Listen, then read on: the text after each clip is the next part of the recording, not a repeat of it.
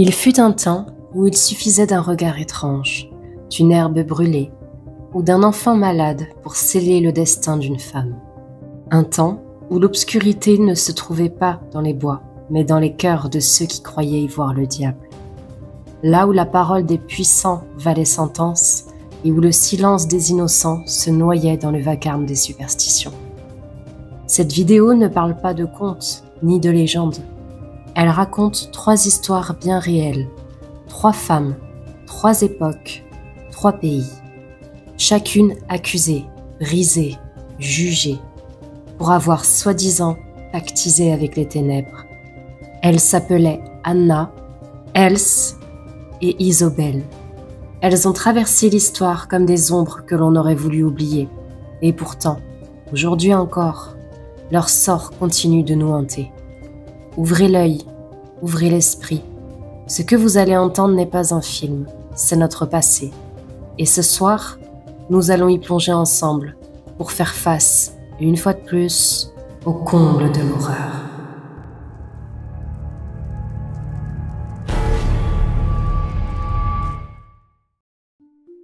Anna Goldie, la dernière exécution pour sorcellerie en Europe.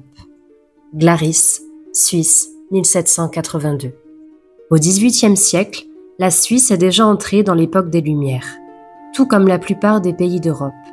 Pourtant, dans le canton de Glaris, la superstition et le poids des traditions demeurent puissants. C'est dans ce climat ambigu que travaille Anna Goldie, une domestique d'origine modeste, née le 24 octobre 1734 à Senwold, dans une famille rurale de Swable. Engagée comme servante de la famille Tschudi à Glaris, Anna fait face à une société marquée par le patriarcat et la domination religieuse. Elle entretient une relation complexe, certains disent flirteuse, avec le docteur Jacob Tschudi, employeur et figure influente du canton. Cette proximité va jouer un rôle central dans les événements tragiques à venir. En 1782, le docteur Tschudi accuse Anna d'avoir introduit des aiguilles dans le lait et le pain de sa fille. Un acte considéré comme relevant de la sorcellerie. Malgré l'absence de motifs clairs, le scandale éclate. Le lien entre Anna et Tschudi est souligné, renforçant la suspicion autour d'elle. Elle est arrêtée, subit un interrogatoire en prison, puis est conduite devant une assemblée d'autorités civiles. Officiellement jugée pour empoisonnement, l'aspect sorcellerie reste sous-entendu, mais omniprésent dans l'imaginaire populaire. Sans être officiellement accusée de sorcellerie, ce crime n'étant plus puni par la loi, Anna subit un interrogatoire musclé, interrogée sous la tension psychologique, des humiliations, voire la menace d'une peine extrême. Elle finit par avouer sous la pression l'existence d'un pacte diabolique. Un chien noir, messager de l'ange déchu, aurait mené ses actions. Mais elle se rétracte dès que la pression diminue. Un signe clair de confession forcée. En dépit de son retrait, la sentence tombe. Le tribunal la condamne à mort pour empoisonnement, pas explicitement pour sorcellerie.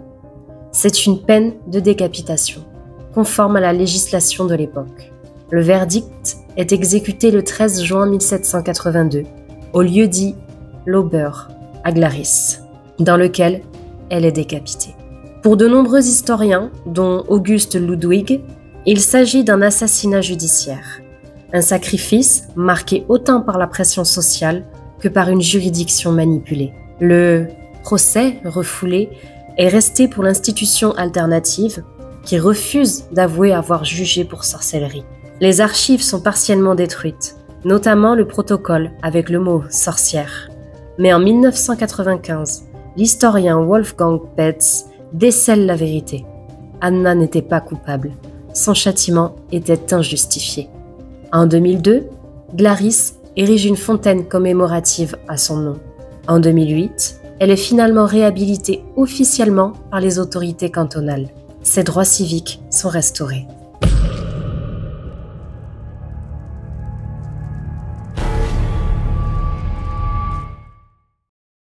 On pourrait croire qu'Anna Goldie fut une anomalie, un dernier soubresaut d'une époque déjà révolue. Mais à des milliers de kilomètres de là, dans un tout autre contexte, une autre femme allait elle aussi devenir le symbole d'un mal bien plus profond.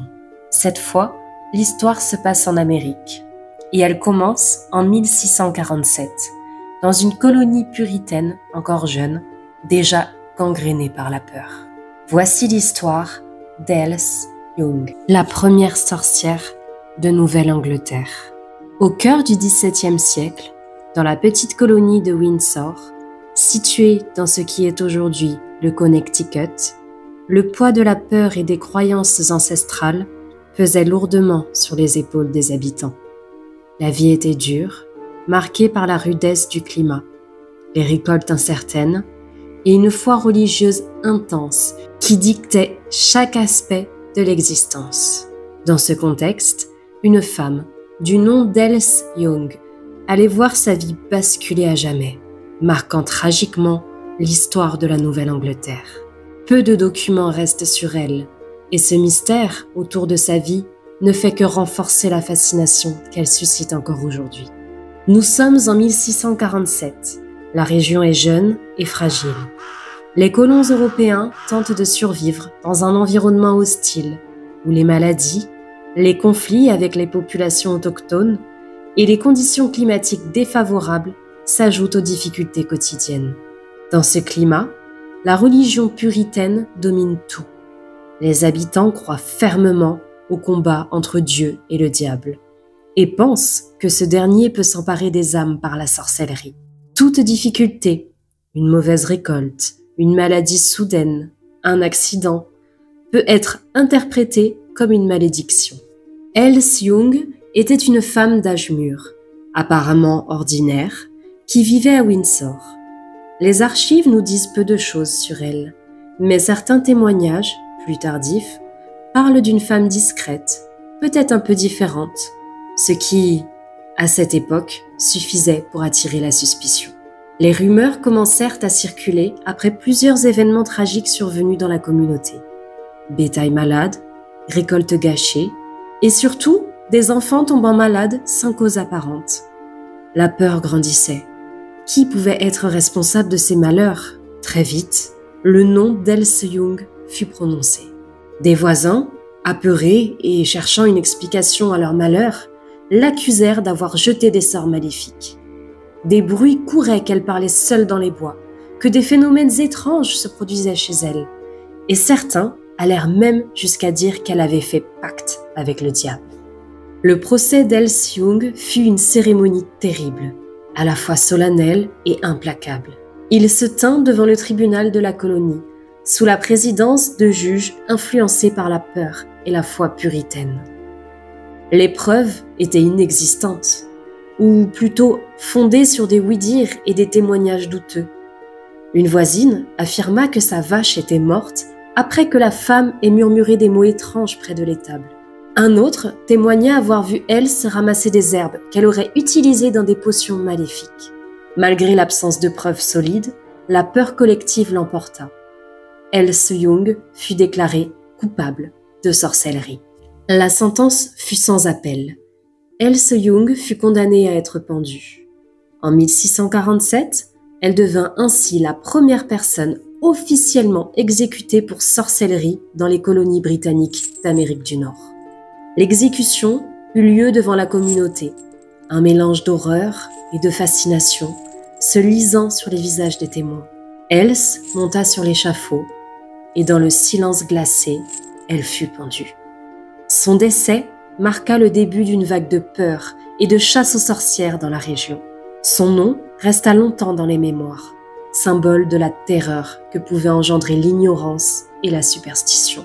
Les procès de sorcellerie allaient s'intensifier, culminant plusieurs décennies plus tard, avec les tristement célèbres procès de Salem en 1692. L'histoire d'Else Young est un puissant rappel des dangers de la peur collective, du fanatisme religieux et de l'absence de justice réelle. Elle est devenue un symbole des victimes de la chasse aux sorcières. Ces femmes, souvent innocentes, victimes d'un système injuste.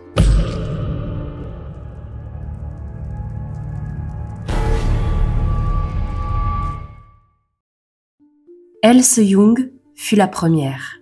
Mais elle ne fut pas la dernière. D'autres suivirent, des dizaines, des centaines. Des femmes, des hommes, parfois même des enfants. Tous victimes d'un soupçon, d'un regard, d'un mot de travers. Mais l'Europe n'en avait pas fini non plus. Et l'une des histoires les plus troublantes qui nous viennent d'Écosse est celle d'une femme aux confessions si étranges qu'elles ont traversé les siècles. On l'appelait Isobel Gaudy. Voici sa confession ou son testament.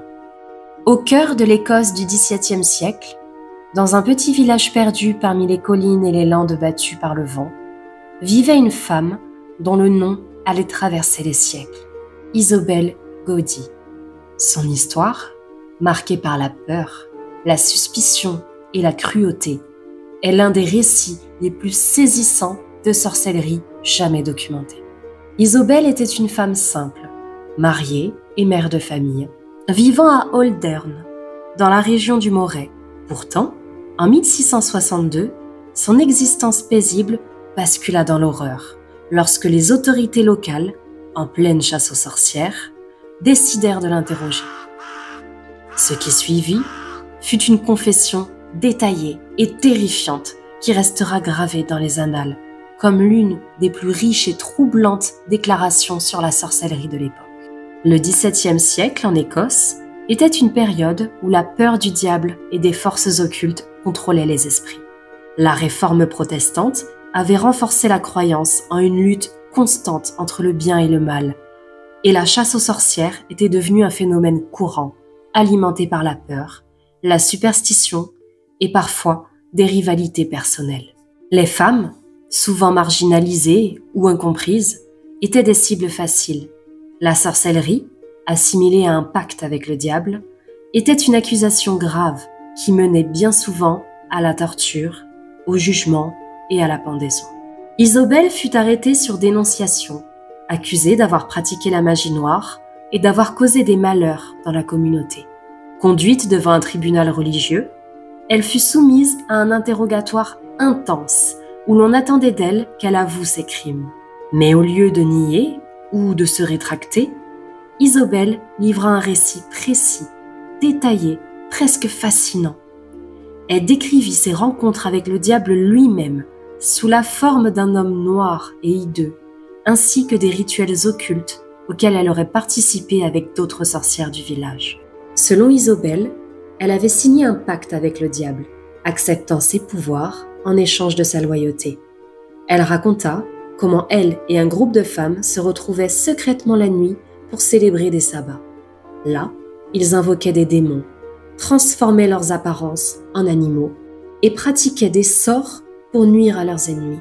Elle décrivit aussi des voyages fantastiques, prétendant s'être envolée sur un balai ou un cheval invisible, pour rejoindre des réunions secrètes dans des endroits reculés, parfois même jusqu'en dehors du royaume. Cette confession était d'une richesse incroyable, mêlant détails sordides, descriptions fantastiques et une étonnante cohérence qui força ses juges à prendre ses dires au sérieux, malgré l'invraisemblance apparente. Avec la puissance de son récit, Isobel ne fut pas épargnée. Jugée coupable, elle fut condamnée à mort. Son sort exact reste incertain. Certains documents suggèrent qu'elle fut brûlée vive. D'autres parlent d'une exécution par pendaison. Quoi qu'il en soit, son histoire marqua profondément l'imaginaire populaire et les archives judiciaires. Pourquoi Isobel confessa-t-elle avec tant de détails ? Était-elle réellement impliquée dans ces pratiques occultes ? Ou bien victime d'un système judiciaire aveuglé par la peur, sous la pression des interrogateurs ? Certains historiens pensent qu'elle souffrait peut-être de troubles mentaux, ou qu'elle chercha à se protéger en racontant une histoire qui semblait plausible pour ses juges. Quoi qu'il en soit, l'affaire Isobel Gaudy reste l'une des plus fascinantes de la chasse aux sorcières écossaise. Sa confession est une fenêtre rare et terrifiante sur un passé où la peur régnait en maître et où la frontière entre réalité et superstition se brouillait dangereusement. L'histoire d'Isobel a inspiré plusieurs documentaires et récits historiques, mais aucun film majeur hollywoodien ne lui est directement consacré. Son cas reste cependant une référence incontournable dans l'étude de la sorcellerie en Écosse. Anna Goldie, dernière exécutée officielle pour sorcellerie en Europe. Else Young, première pendue pour magie noire sur le sol américain. Isobel Gaudy, mémoire troublante d'un monde où l'imaginaire et la peur s'entrelaçaient. 3 noms, 3 visages oubliés. Et pourtant, derrière ces récits, une vérité brutale. Celle d'un monde qui a préféré tuer plutôt que comprendre. On pense souvent que la chasse aux sorcières appartient au passé.